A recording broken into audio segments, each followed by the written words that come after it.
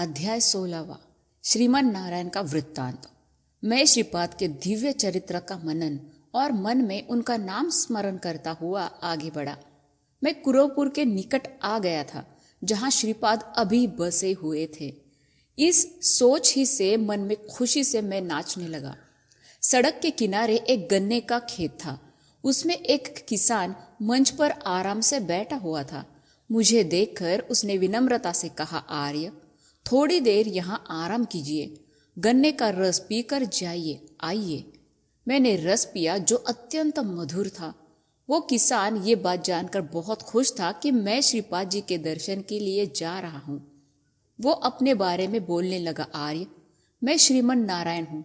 हमारा कुल नाम मल्लादी। हमारा स्वग्राम माल्याद्रिपुर जो कालांतर में मल्यादी हो गया। बापनार्य का स्वग्राम भी मल्यादिपुर था और उनका उपनाम भी मल्लादी, परंतु वे ब्राह्मण है। हम कम्मा जाति के हैं। हमारे परिवार वालों को उनके परिवार वालों के साथ गहरा रिश्ता था। श्रीपाद तब शायद 8 वर्ष के होंगे। हम मल्याद्रिपुर छोड़कर पीठापुर में बसने चले गए। गांव में हमारी परिस्थितियां उल्टी सुल्टी हो गई। हमारी आर्थिक स्थिति घाटे में पड़ गई। ऋण बाधा से मुक्त होने के लिए हमारी पूरी जायदाद, मकान, खेत सब कुछ बेचकर पूरा कर्ज चुकाकर सिर्फ पहने हुए वस्त्रों से पीठिकापुर पहुंच गए। श्री बापनार्य ने बहुत सम्मान के साथ हमें खाने पीने का, रहने का इंतजाम किया। जीविका के लिए बापनार्य की खेती काश्तकारी में लेकर खेतीबाड़ी करना हमारा संकल्प था। हमने अपना उद्देश्य बापनार्य को बताया। मुफ्त की रोटी खाना अच्छा नहीं लगता है। आपने अन्नपान देकर हमें बचाया। जहाँ शान शौकत से रहे वहाँ कंगाल बनकर रहना बहुत व्यथाजनक बात है, इसलिए अपना गांव छोड़कर यहाँ आए। आप हम पर रहम करके और एक मेहरबानी कीजिए, आपका खेत काश्तकारी में हमें दिलवाइए। हम दिन श्रीपाद जी की बापनार्य के घर में थे। उन्होंने कहा, बापनार्य के घर का खाना प्रसाद के बराबर है। जिन पर भगवान की कृपा नहीं होती उन्हें ये प्रसाद मिलना नामुमकिन है। मन तपस्याली बापनार्य का दर्शन मिलना साधारण मानव के लिए दुर्लभ है। पिछले जन्मों का पुण्य विशेष से ही आपको ऐसा सौभाग्य मिला। श्री बापनार्य ने कहा, हमारे खेतों को पहले ही हमने कुछ किसानों को काश्तकारी में दिया। बिना कुछ वजह उनका ये अधिकार रद्द करना धर्म विरुद्ध है। कुछ और दिन आप सब्र कीजिए, कुछ न कुछ रास्ता जरूर निकल आएगा। तब श्रीपाद ने कहा, ये लो मुट्ठी भर उड़द, उन्हें एक कपड़े में बांधकर पश्चिम दिशा की ओर निकलो। तुम्हारी मांग पूरी होने के बाद ये उड़द फेंक देना। पत्थर के नीचे के मेंढक तक को खाना देने वाला जगत प्रभु आपके अन्नपान का प्रबंध नहीं कर सकता है क्या? आपको शुभ ही होगा। निकलना। हम बापनार्य के घर में आखिरी बार खाना खाकर उड़द को कपड़े में बांधकर पश्चिम दिशा की ओर चल पड़े। श्रीपाद के अनुग्रह से रास्ते में हमें खाने वाने का कुछ तकलीफ नहीं हुई। अयाचित भोजन मिलता था। ये बहुत अजीब बात थी। आंध्र देश पार करके कर्नाटक देश में कदम रखा थी। रास्ते में एक कुटी देखी। उसमें बूढ़ी दंपत्ति थे। वे भी कम्मा जाति वाले थे। उनका इकलौता बेटा था, वो सांप के काटने से मर गया। कुछ दिनों बाद उसकी पत्नी कृष्णा में नहाते समय डूब मरी। उनका कोई और संतान नहीं था। उन्हें अपने बुढ़ापा में कोई देखने वाला नहीं रहा। रिश्तेदार उनकी जायदाद हड़पने की कोशिश में लगे रहे। सभी अपने अपने मीठे वचनों से उन्हें खुश करने में जुट गए। बूढ़े दंपत्ति दुविधा में थे कि जायदाद किसे सौंपना है। उन्हीं के घर में हमें आतिथ्य मिला। जब भी हम वहां से रवाना होने के लिए सोचे तो कुछ न कुछ रुकावटें आती थी। एक बार जबरदस्ती एक अच्छे मुहूर्त में जाने के लिए तैयार हुए थे। अचानक घर में सभी सदस्यों को उल्टियां व अतिसार होने लगे। सभी स्वस्थ होने के बाद निकलना चाहा तो बूढ़े दंपत ने हमें रोका। उनको हम पर प्यार से वात्सल्य बढ़ने लगा। ये उन रिश्तेदारों को खटकता था। वे सोचने लगे कि हम दौलत के लालच में घर में जम गए। अपने उत्तरीय में गाढ़ बांधा हुआ उड़द में से असहनीय बदबू आ रही थी। श्रीपाद से दिए गए उड़द की आवश्यकता शायद अब नहीं होगी। ये सोचकर हमने उड़द फेंक दिया। हमने ये तय किया कि जीना या मरना यहीं पर कर सकेंगे।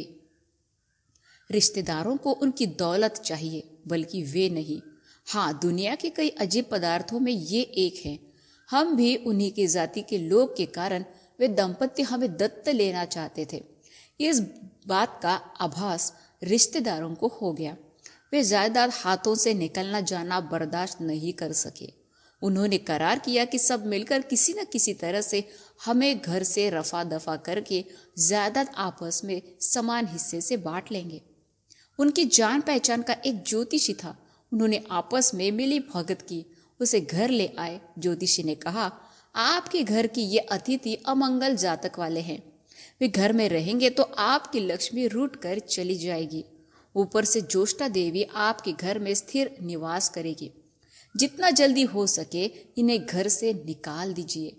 बूढ़े दंपति ने कहा, आपके कहने के मुताबिक यदि उनकी कुंडली में दरिद्र रोग है तो ये किसी न किसी परिहार भी शास्त्र में लिखा ही हुआ। कितना भी द्रव्य खर्च करना पड़े कोई आपत्ति नहीं। उनके पूरे अमंगल नष्ट होकर सतमंगल की सिद्धि हो, ऐसा पूजा पाठ आप करवाइए। सारी दुनिया देवताओं के अधीन में चलती है। देवताएं मंत्रों के अधीन में है। ऐसे मंत्र ब्राह्मणों के अधीन में है। इसलिए आप जैसे सद्ब्राह्मण ही हमारे लिए पृथ्वी पर देवता है। हमारी मांग पूरी कीजिए। ज्योतिषी को पूजा पाठ की तैयारी करने के अलावा कुछ और चारा नहीं था। वत्स शंकर, आहार के लिए बारिश की जरूरत है। यज्ञ बारिश बरसाता है। कर्म से यज्ञ उद्भव होता है। सभी कर्मों का जड़ वेद है। मानवों को याग करके देवताओं की आराधना करनी चाहिए और बदले में देवताओं को उन्हें शुभ पहुंचाना चाहिए। इस तरह मानव और देवता दोनों एक दूसरे पर निर्भर है। ये 5 तरीके के होते हैं: देव यज्ञ, मनुष्य यज्ञ, भूत यज्ञ, पितृ यज्ञ व ब्रह्म यज्ञ। श्रीपाद की लीलाएं विचित्र होती है। उन वृद्ध दंपति के द्रव्य से ब्राह्मण उत्तम के द्वारा समस्त सतमंगल सिद्धि के लिए यज्ञ किए जा रहे थे। सच बोलो तो हमारी कुंडली में कुछ दोष है ही नहीं। उनके पुण्य से हमारे परम पवित्र यज्ञ देखने का अवसर मिला। इंद्रादि देवताएं परोक्ष देवताएं हैं। ऋत्विक प्रत्यक्ष देवता है।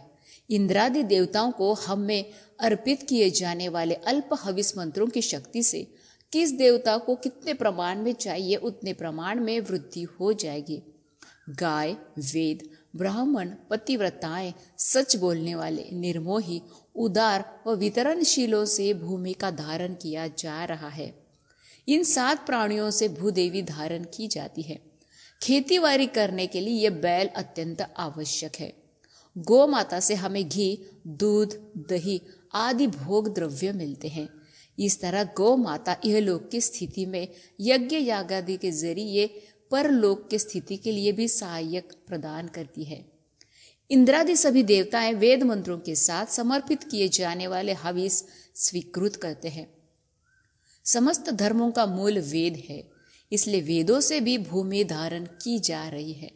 ब्राह्मण यजन याजनों के द्वारा लोगों से अच्छे कर्म करवाते हैं, इसलिए ब्राह्मण भी भूमि का धारण कर रहे हैं। पतिव्रताएं अपनी पातिव्रत्य महिमा से धर्म को उथल पुथल होने से बचाती है। सत्यव्रत अपने सत्यवाक्य की पालना में सत्य संकल्प को भूमि की रक्षा करवाते हैं। अलुब्धि लोभ त्याग करके सबको समष्टि जीवन की मधुरिमा बांटते हैं। वितरणशीली अपने लौकिक धन से पारलौकिक पुण्य धन से दीन दुखी अभंगों की रक्षा करते हैं।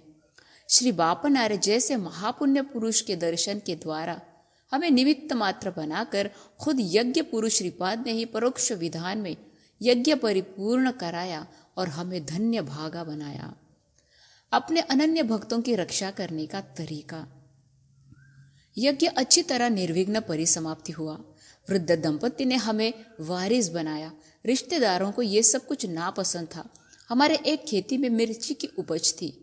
उस भूमि के चारों ओर की सीमाओं के ताड़ वृक्ष थे। हमने उन वृक्षों को ताड़ी निकालने गौड़ कुलजों को ठेके में दे दिए। हमारे रिश्तेदार वक्र भाग में मिर्ची की फसल ले जाने की कोशिश में थे। पूरी फसल काट दी गई और बोरों में भर भर के बैलगाड़ियों में रख कर ले जाने के लिए उद्यत थे कि तभी मैं खेत में गया। ये सब देखकर दंग रह गया। मैं अकेला था। वे 10 जन थे। मैंने एक ताड़ वृक्ष पर ताड़ी पीती हुई भालू को देखा। वो पेड़ से नीचे गिरा। भालू को देखकर सभी डर जाते हैं। तीक्ष्ण नाखूनों से वो मानव के शरीर के अंदर का मांस तक निकल लेता है। नाखून चुभ गए तो अंदर का खून जहरीला हो जाता है। वो भालू सीधा बैलगाड़ी के पास जाकर खड़ा हो गया। हमारे रिश्तेदार डर से भाग गए। मैं भयभीत होकर श्रीपाद का नाम उच्चारण करने लगा। वो भयंकर भालू एकदम साधु बनकर जब मैं श्रीपाद का नाम गा रहा था, हाथों से ताली मारते हुए बहुत प्रसन्न रह गया। मिर्ची की बोरों से बैलगाड़ी पर बैठकर मैं और गाड़ी के सामने चलता हुआ भालू दोनों घर पहुंच गए। हमारे घर वालों के लिए सीधी बात नहीं थी, बल्कि सभी गांव वालों के लिए भी ये अजूबा लगा। हमने रात भर श्रीपाद का भजन किया, जबकि भालू हाथों से ताल मार रहा था। श्रीपाद के प्रसाद भालू ने भी खुशी खुशी खा लिए।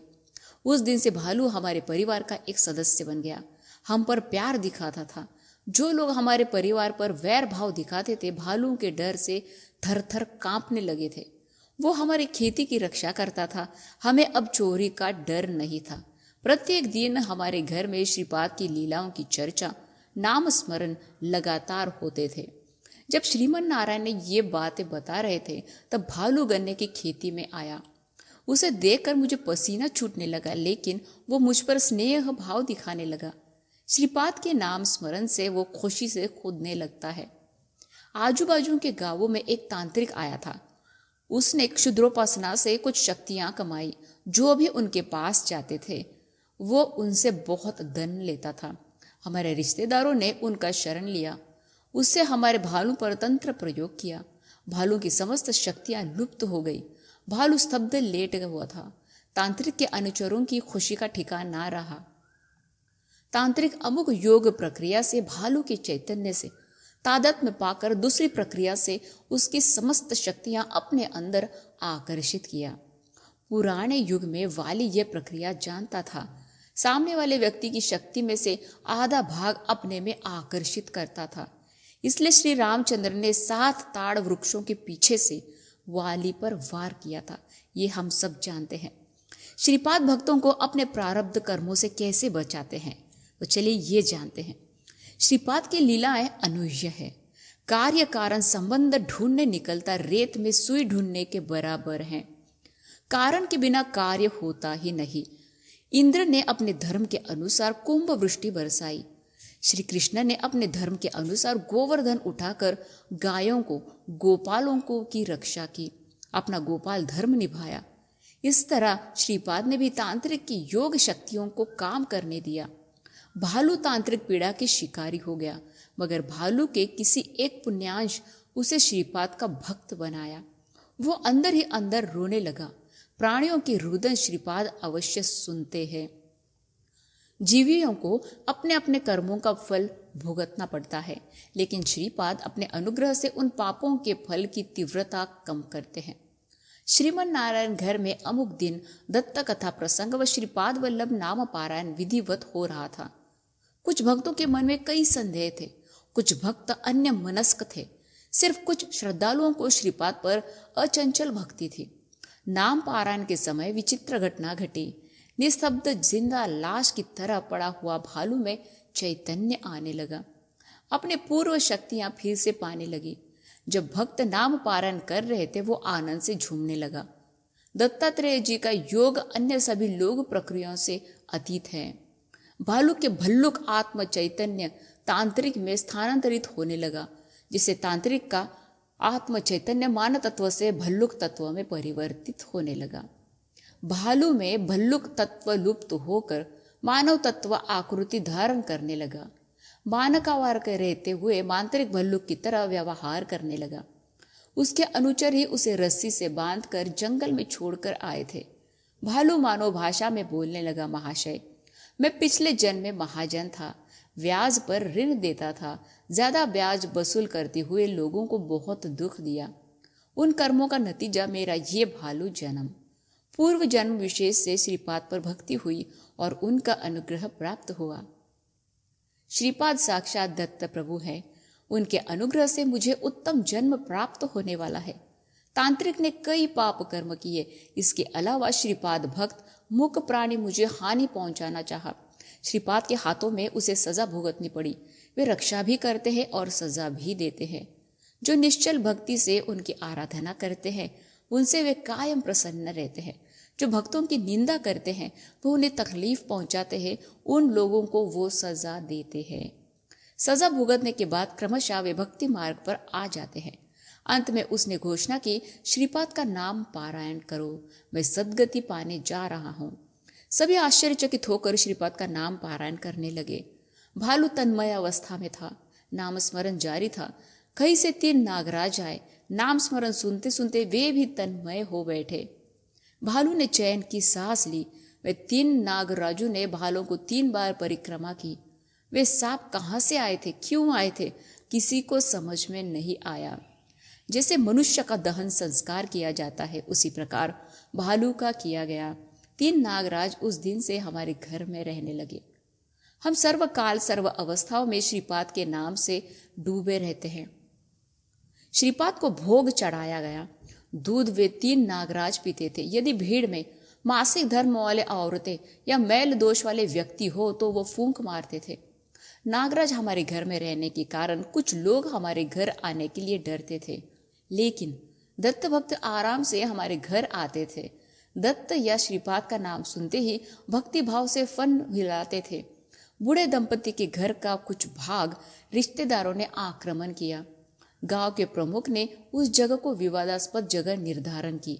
जब तक इसका फैसला नहीं होता तब तक रिश्तेदारों को वहां सब्जी वब्जी उगाने की अनुमति दी गई। रिश्तेदार धन का लालच देकर प्रमुखों को अपना पक्ष किया। इसलिए समय बीतता गया लेकिन फैसला नहीं हो पाया। वायदे पे वायदा करते जा रहे थे। उस जगह में एक छोटा सा वाल्मीकि था।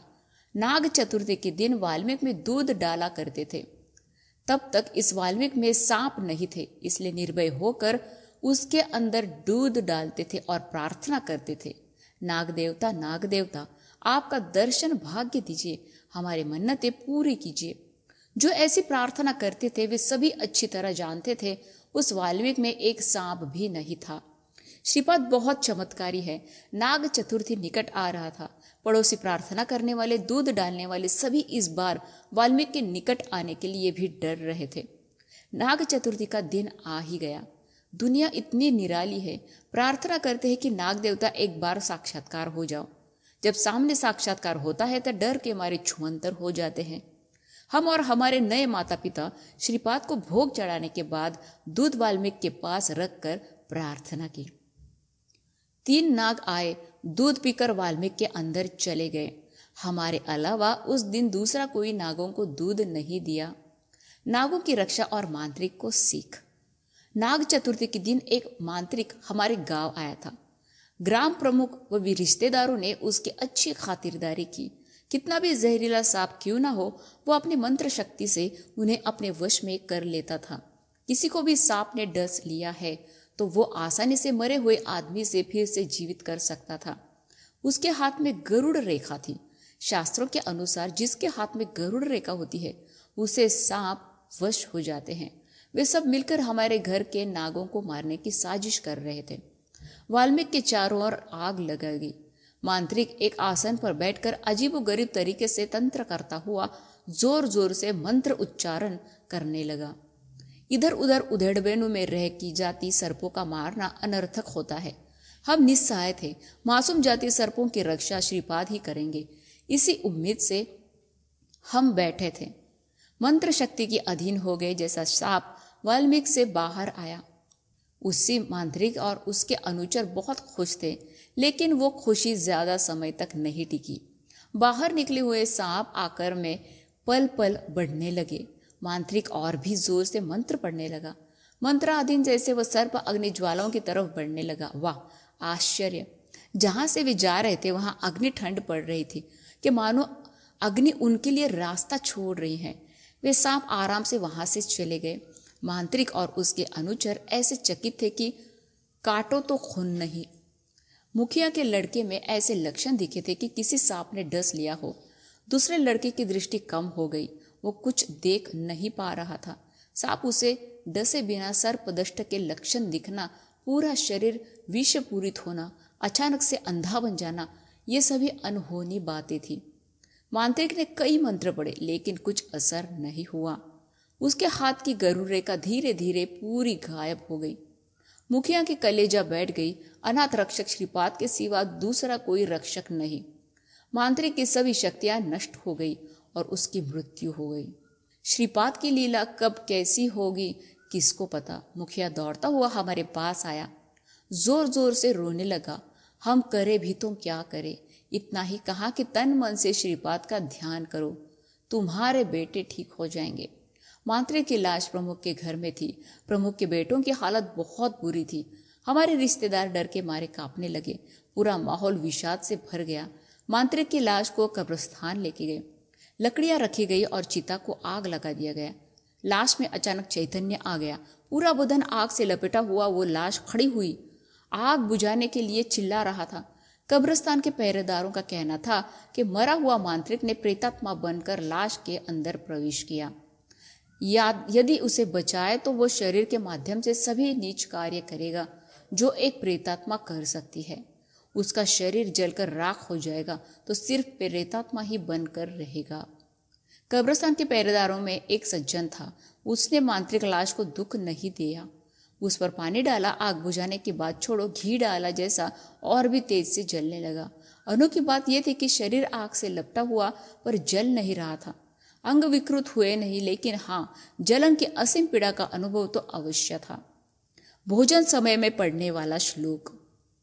वत्स शंकर, रौरवादी महानरक में ऐसे जीव होते हैं जो कई अबुर्दों से कई यातनाएं झेल रहे हैं। नहाने के समय, शिखा व गांवचा से पानी निचोड़ते समय और भोजन समय रौरवे अपुण्य निलये पदामूर्ध निवासिना अर्थीनाम उदकम दत्त अक्षयम उपतिष्ठतु। श्लोक बोलते हुए परिवेचन करके पानी छोड़ते हैं तो वह पानी अपुण्य निलय रौरवादी नरक में कई अर्बुदों से प्यासी आत्माओं की प्यास बुझाता है। धर्मनिष्ठ व्यक्तियों के लिए श्रीपाद पल्लू में बंधा हुआ सोना जैसे है। धर्म भ्रष्ट व महापापियों के लिए यम धर्मराज हैं। मांत्रिक की लाश चिता से उठकर भड़कती आग की बाधा से, जो शरीर को दहन नहीं कर रहा था पर असहनीय पीड़ा दे रही थी, रोते बिलखते कुत्ते प्रमुख के घर पहुंची। हम सब प्रमुख के घर में दत्त कथा प्रसंग करते हुए दत्त के भव्य दिव्य नवावतार श्री वल्लभ का दिव्य नाम संकीर्तन कर रहे थे। दत्त दिगंबरा, श्रीपाद वल्लभ दत्त दिगंबरा। दिव्य नाम संकीर्तन के स्पंदन वहां के वायुमंडल को पवित्र कर रहे थे। श्रीपाद श्री वल्लभ के स्थूल शरीर के दिव्य किरण उनके स्थूल सन्निधि में जो लोग उपस्थित है उन्हें पवित्र बनाते हैं। क्या दत्त दिगंबर ओज तो श्रीपाद, तो वह भी दिगंबर ही है क्या? मतलब नंगा घूमने वाला पागल आदि कहकर मांत्रिक ने श्रीपाद का मजाक उड़ाया। अपनी तरफ से श्रीपाद ने क्या किया? चिता से उठाकर अग्नि शिखाओं से शरीर को दुख दिलाते हुए संपूर्ण दिगंबर अवस्था में अपने भक्तों के सामने खड़ा कर दिया। क्या ये साधारण बात है? साधारण योगियों के लिए ये साध्य की बात है क्या? ऐसे लीलाएं कभी देखी या सुनी? सब कुछ चित्र विचित्र, अच्युत व अतर्क्य है। उनके श्री चरणों पर सर रखकर विनम्र व श्रद्धा के भाव से शरण में जो जाते हैं वे माँ की गोदी में संपूर्ण रक्षाण में रहने वाली शिशु की भांति बेफिक्र होके खुशी से जीते हैं। श्रीपाद पीठिकापुर के सामने माता माँ गृह में औदुंबर के वृक्ष के नीचे बैठकर ध्यान करते हैं। उनकी माता सुमति महारानी बहुत चाह से हलवा बनाकर चांदी की कटोरी में भरकर उस वृक्ष के नीचे बैठा हुआ श्रीपाद को प्यार से खिलाती है। ये तीन वृक्ष दत्त के अवतार श्रीपाद, श्री वल्लभ, नरसिंह, सरस्वती व स्वामी समर्थ के प्रतीक है। पीठिकापुर के उस औदुंबर वृक्ष के बीच परंपरा के 1003 वृक्ष उगे थे। कालांतर में उन वृक्षों के बीच परंपरा से ही एक वृक्ष श्रीपाद के जन्म स्थल में उगेगा। वहीं पर उनकी दिव्य मूर्ति भी प्रतिष्ठित की जाएगी। भविष्य में भक्त यदि औदुंबर वृक्ष के नीचे शनि प्रदोष के समय में श्रीपाद को हलवा भोग चढ़ाए तो उनका अनुग्रह आसानी से मिल जाता है। ये अनोखी कहानियां सुनने के बाद मेरी भक्ति और दृढ़ हो गई। अगले दिन कुरुपुर की ओर निकलना पड़ा। जय हो श्रीपाद श्री वल्लभ की। 16वां अध्याय समाप्त। धन्यवाद।